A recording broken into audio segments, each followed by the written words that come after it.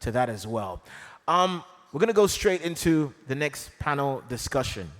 Breaking boundaries, platforms for African sounds, apart from the many digital platforms, streaming platforms, music marketing platforms, distro services that have been introduced in different African countries over the last 10 to 20 years. There are also platforms, physical ones, on ground like these that benefit artists. So where are we now? Where are we going? What's the future of that? And most importantly, how do we as creatives, musicians, label executives, stakeholders of the music industry take advantage of these platforms? So for that, I'd like to introduce our panel members. So I'm going to mention their names, and when I do, please, let's give them a lot of love as they come up stage. First off, we have Gita Kaldi, the production director of ACCES Boulevard, all the way from Northern Africa, Morocco. So please make some noise for Gita. Gita, yeah. Awesome. A round of applause for her, please. Familiar faces.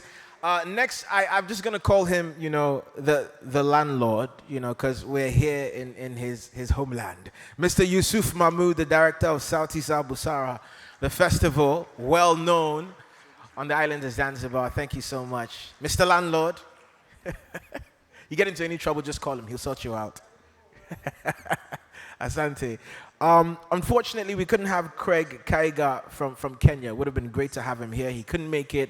But moving on, we do have Mr. Jérôme Galbert. I hope I said the name right.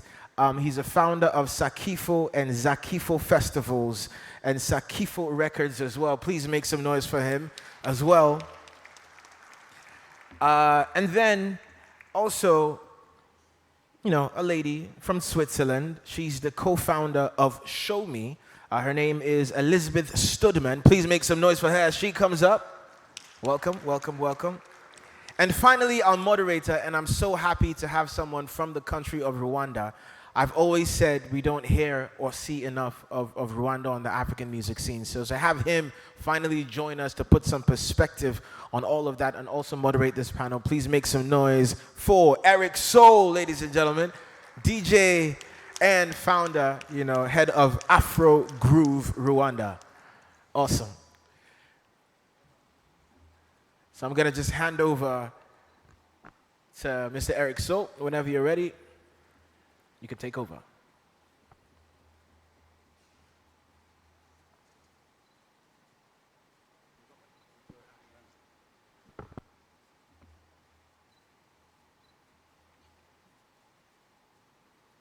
True. Hello. Hi, everybody. Thank you for this wonderful introduction. I didn't know if I was participating to a concert or, a combat. So welcome to all the delegates, all the visitors. My name is Eric Soul. As he said, I come from Rwanda. I'm going to be the moderator for this panel, and we're going to discuss about breaking boundaries and a platform for African sound. I'm joined here on the panel with various talented, serious, committed people who have built platform in different parts of Africa and even in Europe. So without further ado, we're going to go through a quick introduction of who they are and what they do. So we have Elizabeth from Switzerland. So we'd like to know a little bit about your platform. Can you tell us about what you do, how often, and how much people do you reach through your platform where it's situated? Maybe you switch it on? Can you hear me? Wow. Hello. So, yes, my name is Elizabeth Stmann. I'm a Swiss journalist, and I'm also running a platform with Cameroonian artist Blik Bassi. This platform is like a mentoring program. We select a few artists coming from the French-speaking part of Africa, and we support them for a period of a few months. We put them in pair with more experienced artists, and the idea is to help them build a proper show. And then once it's done, we organize a small tour in Europe, basically France and Switzerland. My partner, Blake Bassi, is based in France. I'm based in Switzerland. And so we do a tour of 5 or 6 gigs. The reach, it's hard to say. Sometimes we play club. We end up in a big festival in Geneva with a few thousand people.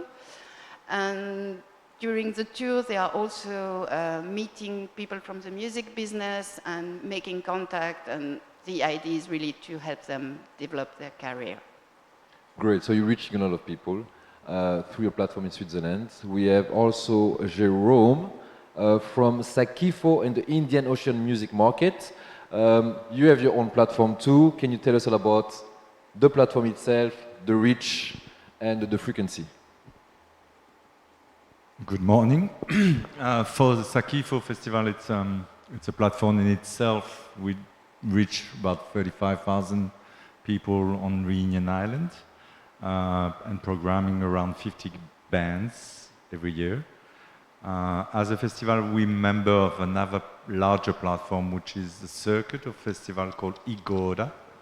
That is Asgo Festival in Maputo, Mozambique, Bushfire in Swaziland, Isatini, and Baseline Festival in Johannesburg. We used to have a festival in Durban called Zakifo, but it's down at the moment. And this platform helps to circulate, to have artists circulating, and mainly Southern Africa, but not only, and Eastern Africa artists on the circuit. And we also produce a conference called IOMA, Indian Ocean Music Market, which is dedicated to the industry from the big and large Indian Ocean part of the world, and that goes from Australia, Indonesia, India, and of course also Eastern and Southern Africa. So what is interesting about what you say is just like, really take note, and we talk about platform, but at the same time what you describe is like reaching more than one territory with all your activities. Yeah, we are part of networks. We're part of many networks. The one we're really involved in is Igoda, obviously. But we're also part of European Reunion Island, being a funny piece of land physically and more than that, identified as an Indian Ocean territory. It's still also a European territory, being part of France. So we're also part of another network called De Concert, which is 27, 29 big festivals in Europe. A big number. It's kind of a link, let's say, between the South-North relationship and the South-South one that we try to do. Our core of a platform is purely live music. We don't have any digital platforms. But we're going to go through that one next. Yes, I know you will. And then we have the one that they call the landlord. So some people know him already for the fantastic work that he's doing. For those who haven't been to his festival, he's going to tell us a little bit about it. Yusuf, same thing about the reach and the frequency and what the platform is about. Thank you. Good morning, everyone. Hope you're all well. Habari za asubuhi. Yeah, so I'm wearing a different hat today because yesterday I was representing music in Africa. But our festival in Zanzibar, it's called Sauti za Busara. We started in 2004. It's a magical event which takes place in Stone Town in Zanzibar every year in February. Our focus is to showcase music that is connected to Africa, 100% live, like Sakifo. We originally started as a showcase event for Swahili music from the East African region, but it quickly grew and grew and grew. It's become now a Pan-African event, which is attracting, before COVID, around 8,000 people per day. And it's over 2 days. 4 days. Actually, the last big event was 4 days. with almost 30,000 people over the 4 days, so 7,000 per day. And those people are, I would say, probably 60% people from Tanzania, and then other people come from all over Africa, Europe, even Australia, North America. So it's attracting audiences who come especially for the event each year, which is why we're surprised that the airlines and the hotels and so on aren't more supportive, but that's another story. Yeah, so we also have platforms during the afternoon where we have discussions like this called Movers and Shakers, where people can learn from one another and exchange and network, which for us is a very important part of what the work we're doing. A lot of training. Our crew is almost 99% Tanzanian people, young people who their confidence, their skills are growing every year. So I'm very proud of our team, very professional. We run on time with good sound and so on. So, yeah. A quick one before we go into the nitty-gritty. Was it always like that? You just mentioned like 60% of local. Was it always like that? 60% of local attending your festival. Was it always the same situation, Actually, or that's an evolving situation? The first event was probably 90% locals because it was a free event. And first edition, we looked a bit like a refugee camp. It was a bit rough. A free event in Forodhani Gardens. And then I think over the years we had different waves. There was a couple of years where the ratio, I mean the numbers grew every year until COVID came, slowly but surely. But there were a couple of years where we actually had mostly of the audiences inside where the paying event was. Most of them were foreigners. You could see this sea of white faces, which actually a lot of people celebrated, but for me was a bit of a problem because our event is not designed for tourists. We're very happy that international visitors.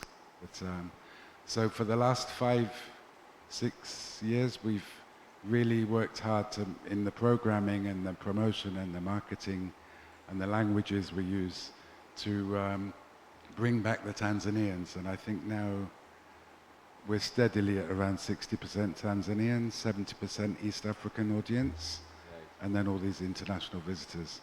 That's the physical event. And then we have maybe 800,000 visitors on the website and social media and so on and so forth. So a real intention to change the demographic of your attendees. We're going to note that because we need to talk about that before. You want to add something maybe? For me, I think what is important and what contributes to the magic of our events that we're working in is the mix of audiences and the mix of talents on stage. And a lot of the artists that myself and Jerome and Gita are working with are young and emerging talents that are not that well known. Mm-hmm. But audiences come to our events because they know they're going to have quality music. And giving these platforms are obviously very important for young and upcoming talents. But the audience for us the mix is very important. If it was only foreigners or only local people, we would have a problem. That's a fantastic clue. In television, we call it a clue.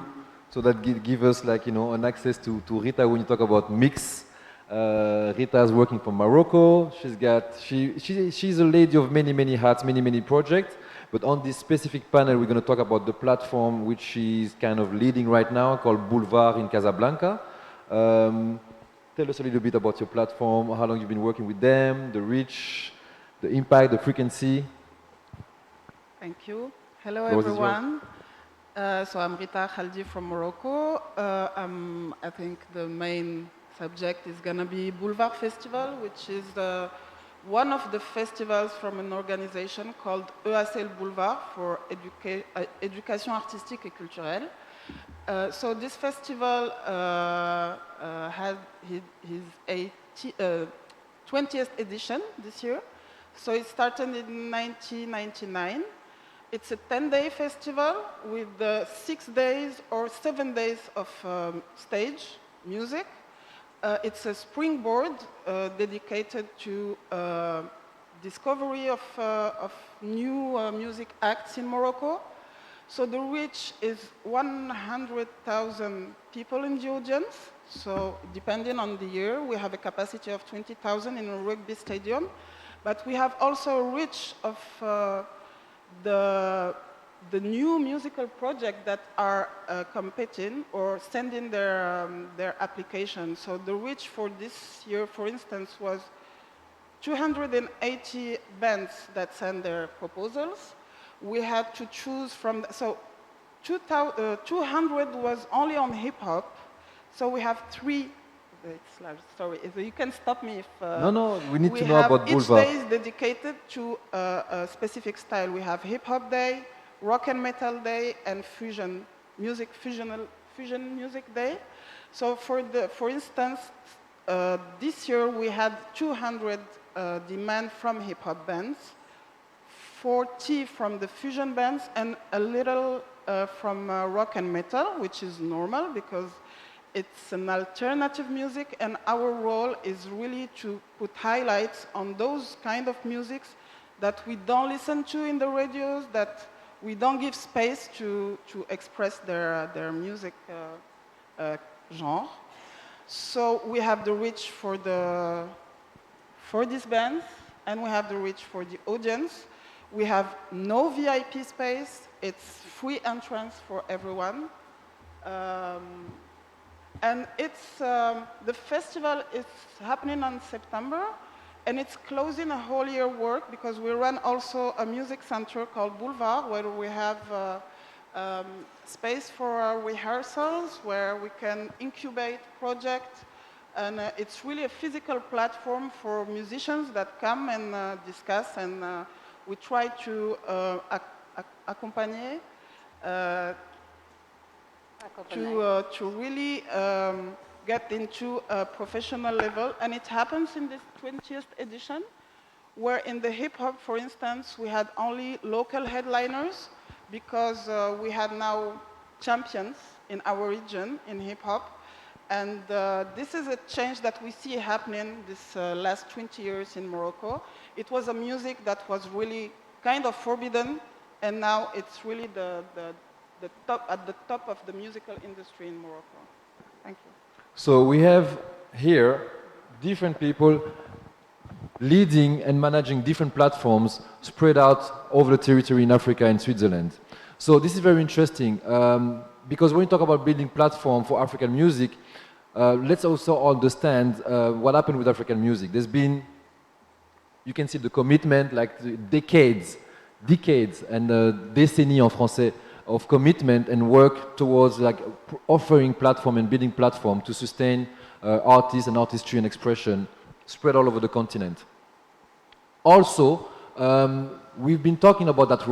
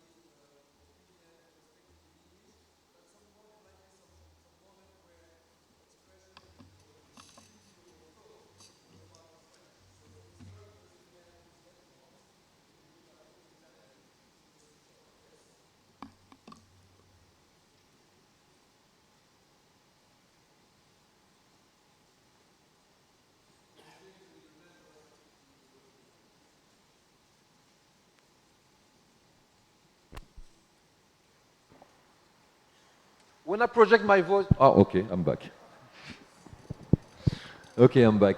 So, yeah, so we are 2022.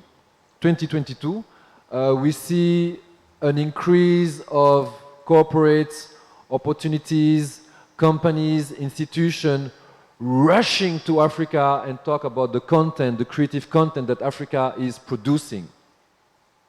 And so there's a rise, there's a rise of consciousness, there's a rise of awareness about what Africa has to offer. We always knew, the world always knew that, you know, black people can dance, black people are, you know, they've got that thing going on. But the business side of things and the exploitation of creative content has never been so high. However, it's been happening as a cycle. So I want to cover with people who've been into the industry for like quite a decade. Now we hear about all those Amapiano and all those African hip-hop. It wasn't always like that. There have been things going on in the 90s with African music and the relationship outside the continent. There's been things going on in the 80s.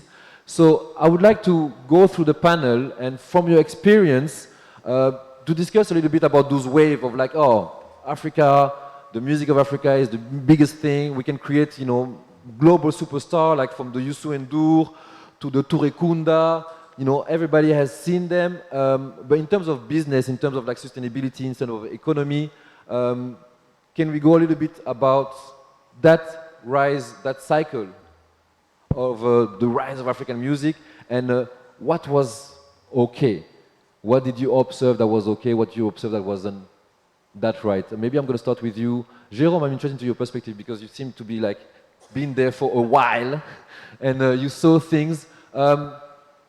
Since the 80s, since I'm a teenager, I'm hearing African music is fantastic, but it wasn't reflecting on the way we're living our lives in terms of ownership, in terms of business. Your observation on that phenomenon?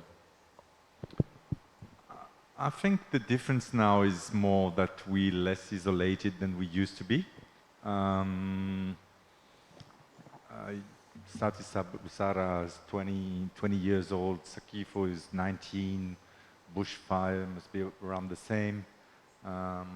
Baseline Fest, before being a festival, was a club in Josie, was all of that. All those initiatives were isolated, much more back in those days. And the development and the perspective that the artist or the professional of the industry were seeking for was mainly orientated towards the north and the visibility in the north. I feel like the great difference is now there's more of a south-south dynamic that has picking up with some kind of reality. It still faces a lot of difficulties, but at least I think there's a better balance than it used to be in those days you're making references to. Yeah. So Elizabeth, what do you think that is? You live in, as a reminder, she lives in Switzerland, and we're going to cover this. Okay, we're going to cover this, but you know, what do you think that is? For me, I think what Jérôme said is very relevant. When African music appears in the first place, it was in Europe. Well, I mean, in Europe, it was more like a fashion. Everybody was excited about the sound, etc., etc. Then it became a label, world music label, open to other continents. But then it was like a bit of a ghetto. That was world music, and you couldn't get out of the label. Whereas now it's much more worldwide, and as you said, it's more south-south. Then for me, right now the problem is it's a bit like football. You've got the big name on the top of the list, and they are making a lot of money through streaming and etc., etc. But then for the indie artists, which I'm more dedicated to, it's still a struggle. It might be even more difficult, especially in Europe, as I'm working in Europe, in terms of visa, in terms of getting paid, in terms of having the audience. So it's a mixed result. I mean, it's worldwide, but for a few minority. So I think we can still improve that part.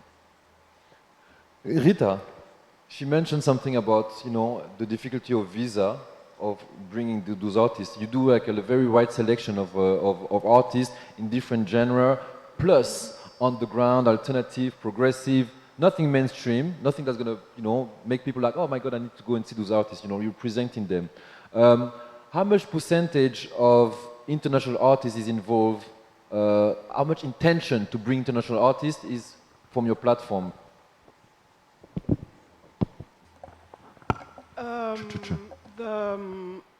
So the festival is structured with two separate parts. The first part, first 3 days, is really the springboard. So we have local bands, or at least living in Morocco, that play the first 3 days, but then we have also artists from other parts of the world that come, and depends on the edition. Sometimes we do exchanges with other springboards from another country and make their discovery play in our platform. Do you look south or do you look north when you're booking international? Do you look like on the continent or you just go into the diaspora maybe? We do more south because before we didn't have the possibility to bring African acts into the festival because of resources, financial resources. And also because of the partnership that we had the facility to have with more north than south. Then we started to work to build a platform and to do a circuit with other festivals, more in West Africa because it's the closest to us. So we did a circuit with Mali, with Mauritania, with Senegal, and we bring together artists from each country for a residency to present to the audience. This is a kind of creation that we present, and those festivals may invite the same act to their festivals. The second part of the festival is really for headliners. So the winners, we have 2 winners from each category. They open the stage for the famous name. And we need to have this mix between, maybe there is a band famous in Tanzania, but unknown in Morocco. You need the local and to bring. Our role is also to pick from the genre, the styles of music that we present. We need to pick from different places, discoveries for our audience, because it's also the role of this organization. It's really to open up musicians, artists, but also the audience to new kinds of music. So we may have headliners that have a big streaming audience reach, but we also have those ones that nobody knows, but we know that it's good music for this audience, and then maybe also contribute to enlarge the global audience for those artists. Great. No, it makes sense because you talk about that point. So I want to emphasize also into this area of the perception of the rise of African music when we are from the diaspora and when we are on the continent. And Jérôme, you were talking about the longevity of some of us, of our players, started like 20 years ago. In the 90s, in the 80s, I need to go back to the landlord because that perception, when you live in Europe, how do you feel the impact of music is? Because you've been working in Europe, you've been booking acts in Europe too, and you've been booking acts for the last 20 years here in Africa. Can you tell us a little bit about that contrast of the perception of African music within the diaspora and what's going on here on the continent? Yeah, I grew up in UK in the 80s. I remember thinking, in the early 80s, I first got excited about African music, and I'm talking about people like Youssou N'Dour, Salif Keita, Fela Kuti, for example, Hugh Masekela. So it's felt towards the 1988 kind of time that there was going to be this African music boom, because a lot of people were getting excited, and some of these musicians started coming to Europe to record. Mm-hmm. And then when they were in Europe, they were getting a lot of pressure to change the sound of their music. So you have a song like Immigrés by Youssou N'Dour, for example, and it's, oh no, but we can't play that on the radio, it's too long. You have to make your songs 4 minutes long. Can you imagine Manjou or Coltrane or Fela Kuti track being reduced to 4 minutes, So then I think some of these artists started thinking, okay, so maybe what the music we play at home in Senegal or Nigeria is like this. But when we go to Europe, we have to make our music like that. So I think there was some successes in terms of reaching Western audiences, but also some sacrifices that had to be made. And by whom? By the artists or the by industry? the artists, by the musicians. So some of the worst Youssou N'Dour albums, not that there are many, but the worst one was recorded by a Western producer. But when he's working with his home team, you have this amazing, original, authentic music. But that's what I think the difference is now. If we look at Amapiano or Niger pop music, Wizkid and Burna Boy and Tina Savage and all these people. Local production. It's like it has something which is made by Africans for Africans, and if the Europeans want to like it, it's up to them, yes or no. But it seems to be more by and for Africans. So I'm really celebrate the explosion we're in now. But if I may just add one thing, I think we also need to make sure that in Tanzania, for example, they were talking about bongo flavor, and it's great that it's mixing with Amapiano, which I agree with, but you can never be better than Amapiano if you're trying to do Amapiano, or you can never be better than Niger pop. So I was really pleased that Wakazi and others mentioned Singeli, because Singeli music is a style of music that really, really, really can explode internationally without having to compromise. No, that's perfect, because the next question I wanted to go into is that, so that perception of African music has been like rising, through decennies. We've got different platforms, they representing different type of flavors. Some people dare to mix, some people works with the trends. So now we have that mainstream African music. And that's very interesting what you said about that Amapiano, that Singeli thing. When I discuss with colleagues here in Tanzania, they say Singeli has become the radio music, pop radio. It's everywhere, it's being played everywhere.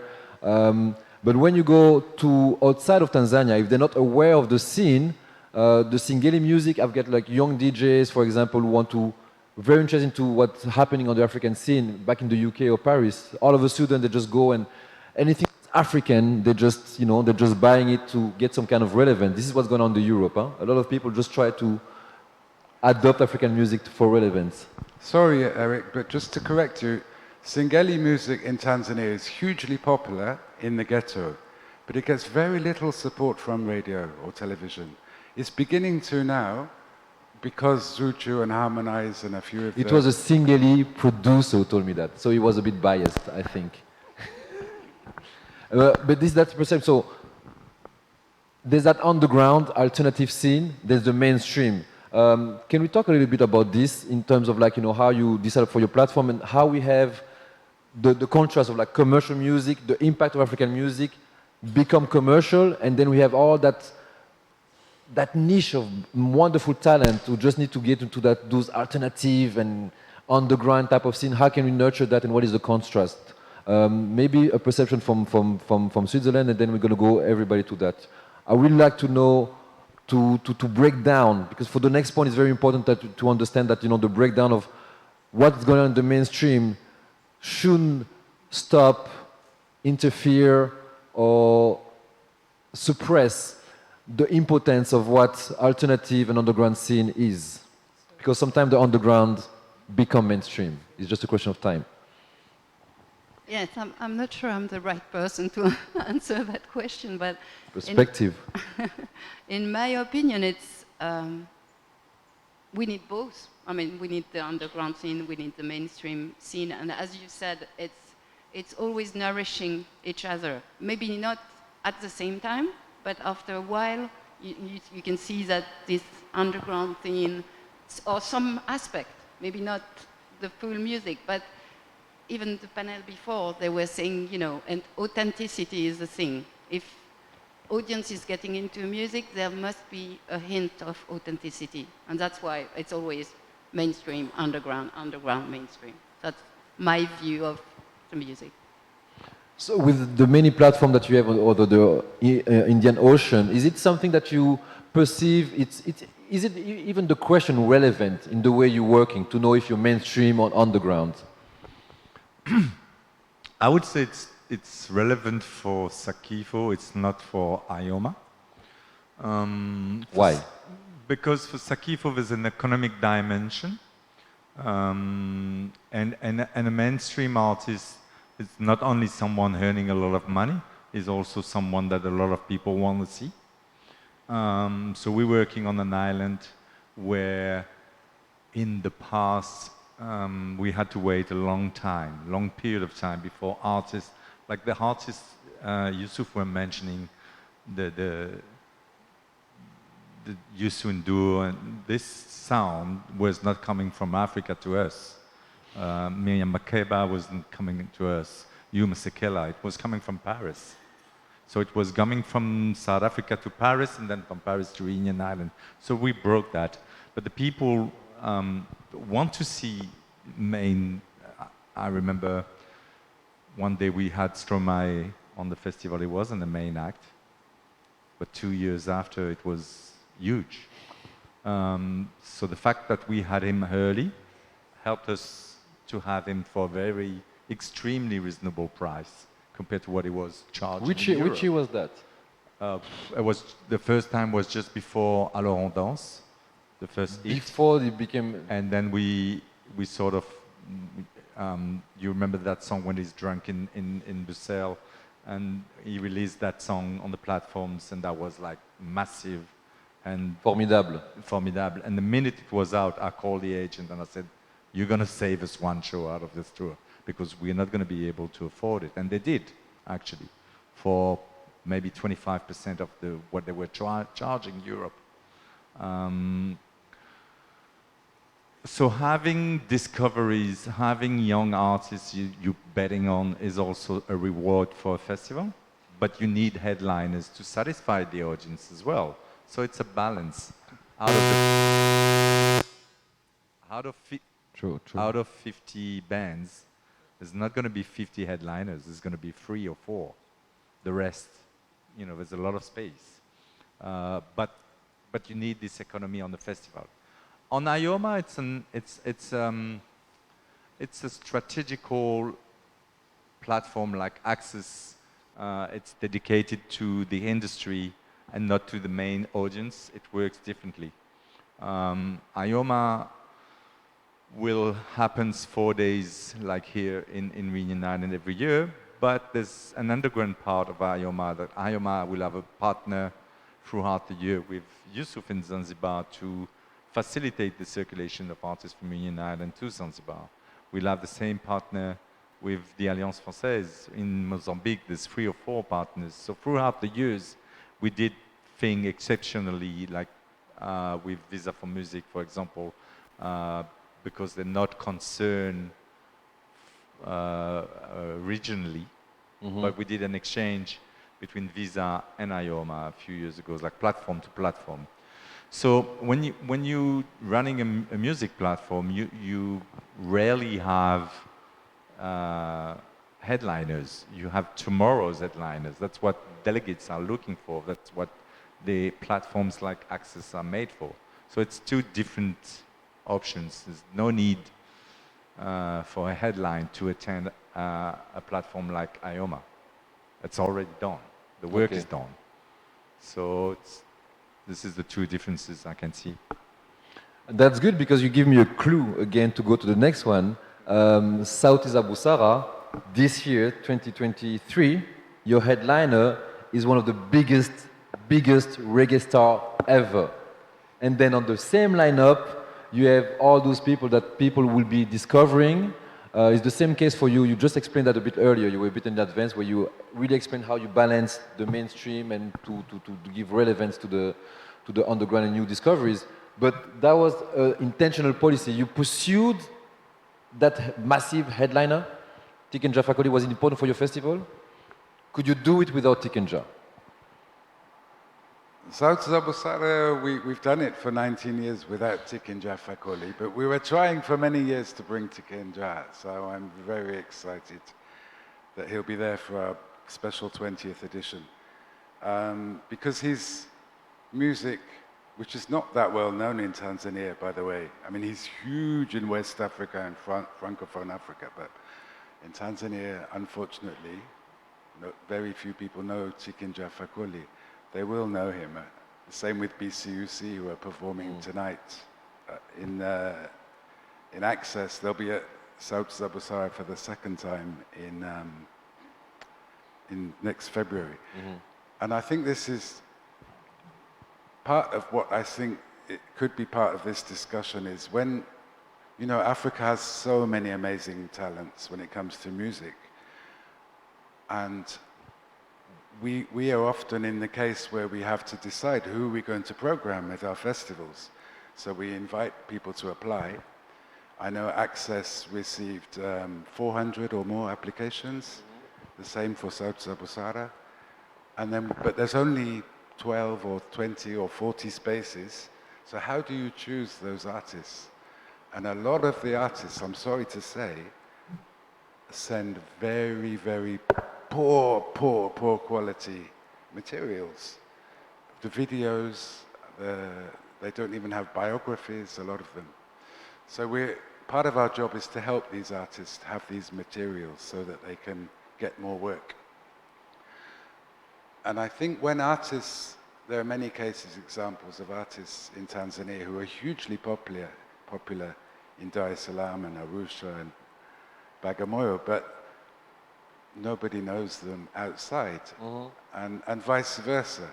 So I think where South Zabusara comes in is trying to work with artists who are potentially going to be loved at home, but also have the potential to travel overseas. So this is where the issue of some kind of cultural identity or something which makes the music unique is very important. Like, for example, Tara Jazz, who performed last night, or City and the Band, who played at the warm-up. These are two groups from Zanzibar that kind of grew up with South Zabusara, and the first time they played, the show may not have been so amazing, but when they see other artists and rehearse and perform and meet and learn from other artists, it helps them see, okay, so we don't have to play Tarab music like it was played 100 years ago. We can bring in some new flavor and make it, and still without losing our identity. So Rita, let me know about your perspective on it. Also, we talk about those huge artists. I want to make a little bracket here because you talk about Tikinja Fakoli. I've got a little anecdote for you to just like highlight what you just said. Many years ago, when Tikinja Fakoli, I'm going to say the name slowly because maybe you had never heard of him. One of the biggest reggae artists. He's singing French. He's coming from Ivory Coast. His name is Tikinja Fakoli. He's going to be in your hood in the next few months. He's a huge artist. I saw him many times on stage. To just like give you the context, in the 80s, something called world music was created. You all witnessed that. They needed some industry players, publishers, media, radio, broadcast, festival promoters loved the content that Africa was producing. But for people who wanted to buy physical album, vinyl, at the time, they couldn't classify it. You know, you have the pop section, you have the rock section, you have the jazz section. So people, when they were going to the shop to buy physical piece of plastic to buy their own music, they didn't know where to fit that music that's coming from Brazil, from India, from Africa. So all those music lovers, passionate experts, did a marketing strategy. They hired a marketing consultant to find a way to have a section for all that music coming from outside of the English global north, which was dominating the music market. And that's how the world music was created. And that's why a whole industry around the music of the world was created. And it kind of evolved with like major player, music labels, festival, Womex, WOMAD, all those things come from that meeting of those few committed experts in the 80s. Fast forward, when Tik and Jaffa Koli arrived on the scene, there was a guy from Rush Records. Rush Records, one of the biggest labels, one of the biggest artists, and we had a conversation on one of those gatherings in London, in the West, talking about African music. They're all very passionate. And I just discovered the album of this French Rasta African guy doing reggae music. It sounds like a bit like, this is the reggae music of Bob Marley, but with his own little twists, very conscious, very socially conscious and politically orientated music. And he was asking me, as a DJ, as an expert, normal discussion, what is your biggest artist those days? What is the release that just like impacted you? And I said, Tik and Jaffa Koli. He was shocked. For him, he didn't consider Tik and Jaffa Koli to have any type of consideration in that world music world, because it was reggae. Reggae is from Jamaica. It was with Rasta. There was no authentic, traditional instrument into his music. So for him, it was just a Rasta African who wanted to be Bob Marley. Dismissed. And this guy was the founder of one of the biggest labels in the UK pushing African music. This is the guy who signed Ali Farka Touré, who signed Buena Vista Social Club. He was a big, influential figure into the music. But when I tell him about Tik and Jaffa Koli, he just dismissed it. So let that sink in. Greta, I want to go with you into another subject. Okay, so now we've got that whole music. We have a bit of an understanding of what the scene is going on. Those artists that you bring in, they have a social impact. You select them, you curate very carefully. The commercial aspect comes, it's a minimum consideration into your approach. You like to bring people. What about the social impact of the social significance of the artists that you book versus the business that you can do with them? The music business. We have the music business. People want to earn money, need to make sense, and sometimes it's important to put certain artists on stage because people need to hear them, even if they don't sell any records. First, we are a non-profit organization, so we are not doing business with this festival, but we make the young generation having programs to make them enter into the business, into the music business with the high references. Youssef, you talked about, for instance, the poor quality of the applications. So one of our roles is that the winners, they have a full 4 days workshops that will go through technical aspects, how to pitch their music, what they need in terms of communication, in what environment they are evolving in Morocco, what to know, what are their rights, what to do, what not to do. So it's really giving them tools to enter into the music business. And so we experimented this year. We work on this since more than 20 years, so the 20th edition. This year we had only local headliners in hip hop, and they all went through our springboard, and they always come to the festival. So for us, it's a success, because that's what we are working on. A lot of them are really, one of them is in the top of MENA artists.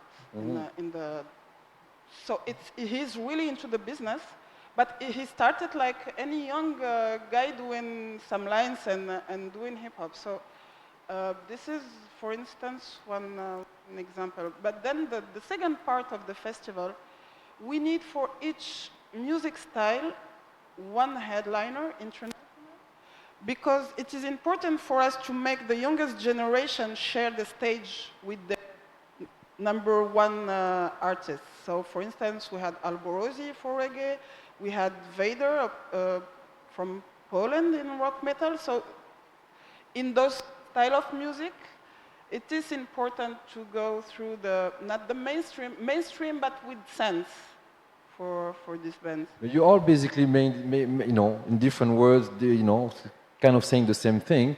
So the purpose now is like really to build the platform. For the sake of time, I'm going to have to wrap this up. But we're all going to be at the ACCES for the next 2 days. If there's anything that interests you, you want to approach us for question, for discussion, for engagement, you're really welcome to do so. We've got like 3 minutes left. We want to talk about solution. Everybody's working from different places. How can we strengthen the collaboration between our platforms? Is there like some suggestions, some recommendation that we could like put forward in this panel?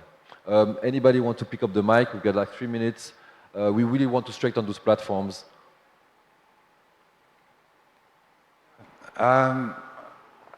Partnerships. I think when we're all here, whether we are artists or musicians or producers or distributors or media or whoever we are here, we are all part of a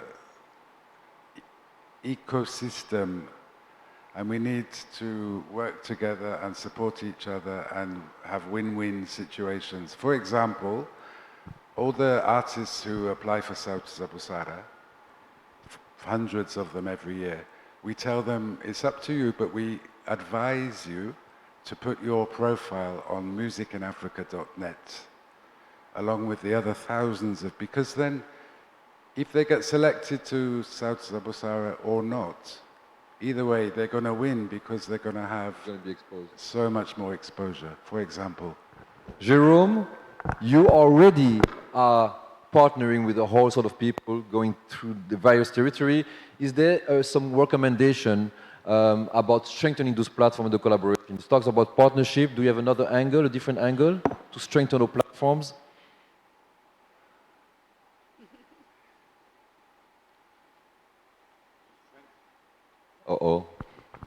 Strengthen the platform, you mean? Strengthen the platform, the collaboration. Well, the collaboration is essential. The money is essential too. So we, as platform, we need... Do you think it's hard to find money to support those activities? It's always been hard to find money. And we're living in the world where the costs of circulation of artists are exploding. Because due to the recent period we just went through. So it's obvious that you cannot do the same amount of things now than you could do in 2019. So it sometimes gives this feeling that you're struggling. Yeah. And even if you're 19 years old or 20 years old, you're not even sure you're going to be finishing the year. So I do believe this is something also very important that everyone needs to have in the back of his mind, that it's like we're all very dedicated to what we've done in the past 20 years and what we're going to do tomorrow. But it's on the live aspect, I'd say it's becoming harder and harder. Partnership is key. Yeah. For the sake of time, I see like those eyes like over me, looking at me like just wrap this up. This is a fascinating subject and we can never have enough time to discuss. The proof is that, you can see people knowing each other for 10, 15 years and they still have a lot of things to say to each other. So as I said, we're going to have to wrap this up. Or maybe can I extend? Okay, so listen. You have the opportunity, generously offered by your host, to ask some questions, so we can have some kind of interaction. So we're going to be able to take 2 questions. I think you have a little button in front of your little microphone, so you can address your question. Whatever language you feel comfortable is going to be automatically translated. We're going to start from the top. So just quickly, you press the button, introduce yourself, and go ahead. And mention who you're addressing your question to, please. Yes. My name is Kauzeni Liamba. I'm a musician and music stakeholder. I would like to thank all the organizers for bringing ACCES in Tanzania. But most of the time when we are talking about African music, I wonder why in the panel discussions like today, we only have people who are doing bongo flavor or hip hop, but we have a lot of people who are doing really African music, and they could speak well about African music in the concept of identity. So in front there, as the organizers, the festival organizers, please, let's make sure that next time we give chance also to the Afro Fusion musicians, because we have Yusundus of Tanzania here, we have Tiken Jaffa Collins of Tanzania, but we know that the medias is not giving them chance. But why couldn't this be a platform for them also to speak about their music, African music, Tanzanian identity? Thank you. Thank you. We're going to go through that. Let's take a second question, and then we're going to answer go ahead. both of them. You remember that? Somebody's going to take over? Another question, quickly? Thank you. My name is John. I'm from Tanzania. And my question is about the role of language in your choices of artists and countries which you want to work with. I can see, when I see you now, I understand that you're also somehow picking languages. For example, Elizabeth, you are dealing with French-speaking artists. So not so much, but anyway, yeah. yeah, so if we are talking about African music and wanting to promote African music, how are we going to break those language barriers? Because I see that, for example, in Morocco, they may not be listening to Kiswahili songs, and they may not be introduced to those because that's how you look at it in your festival. So that was my question. How do we break the language barriers? Yeah. So quickly, I'm going to just emphasize the platform we are here called ACCESS. It's been organized by Music in Africa. Music in Africa is a Pan-African organization.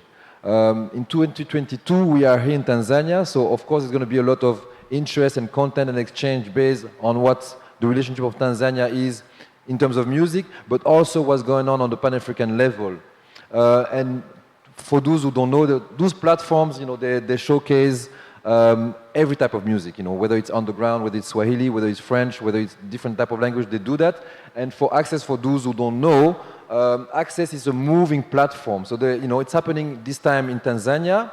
So there's going to be a lot of Tanzanian content, but also happen in different countries. When it started in Kenya. So there was a Kenyan conversation.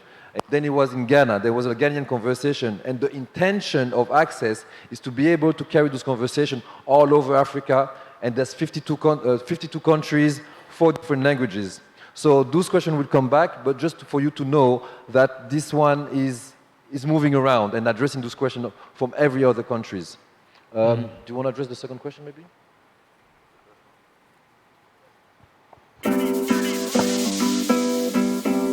Responding to the first question from a brother about Afro Fusion. Yes. I mean, I think for us, for our festival, Afro Fusion is probably the vast majority of the music that we showcase at South Busara. But what I would urge people from the TV, radio, other internet media to do is to think about this question, because it's really great now on radio in Tanzania, for example, you hear a lot more Tanzanian music. When I came here, it was playing mostly music from UK, USA. Now we hear a lot of Tanzanian music, and some South African music, and some Nigerian music on the radio, on the TV. I celebrate that, that's very good. But there's 50 how many countries? In Mozambique, there's amazing music, but we never have a chance to hear music from Mozambique, from Ethiopia, from Morocco, from Mali, from Senegal, from Reunion. And this needs attention too, and I think radio stations who start looking at music from other parts of Africa will have more listeners, because then their shows will be more interesting. That's my view anyway.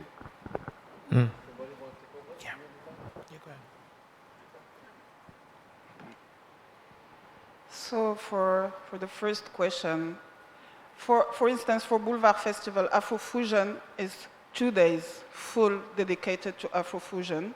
And it is important in our view to work with musicians that dig into the traditions and playing a lot with traditional music instruments. And there is a whole work done for traditional music instruments from our part. And thanks to partnerships, and I have another hat, and we have a project really digging into this specific question. So I think it's just the thematic that makes us not go into this subject very deeply. And we can have a discussion after if you want to go further. And for the second question, in music, language have never been a barrier. So we see that actually we have a lot of African pop music, if I can say. It's different languages, and it reaches the whole planet. So it's not a barrier. For us, one of our also job is also to go and do partnership, to be here in ACCESS, to listen to Tanzanian music. We are here for that too, because maybe we'll pick 1, 2 bands for Sauti Za Busara, for Boulevard, for Ayoma, and this is why this kind of platform are really important. It's Pan-African, and make us go physically to each host country of ACCESS to really look into what is happening on that scene and make it happen to collaborate from a country to another. We did it, Morocco and Zanzibar, once with Ayoma, so Visa for Music and Ayoma, but there is a third part that will make it happen. Yeah. So it's, that's it. Wonderful. Thank you. Just okay. to answer the question regarding Show Me and the fact that it's dedicated to the French-speaking area from Africa, it's only because we speak the same language. I speak French, those people, they speak French, so it's easier. I mean, it's a very small company, so if we have to translate everything, it's more complicated, and it's also because we know that area better than East Africa, for example. But I don't know, it's a beginning. Maybe later, through collaboration and partnership, we can open it. It's not something like a segregation. It's just, we took it from where it was easier for us to start. Wonderful. And I think that's what, panels like this is about, is progress, collaboration, towards progress in our industry. Ladies and gentlemen, a round of applause for our panelists. Thank you guys so much. Our moderator, Eric Soul from Rwanda. Elizabeth Stmann, thank you so much from Switzerland. Yusuf, thank you guys so much for being here today, and Gita as well. And remember, even after this, tonight, tomorrow, you can always meet them and ask the rest of the questions that you wanted to and didn't get the chance to do here. So thanks once again. A round of applause for them. We can have you. Another big thank you to all the partners.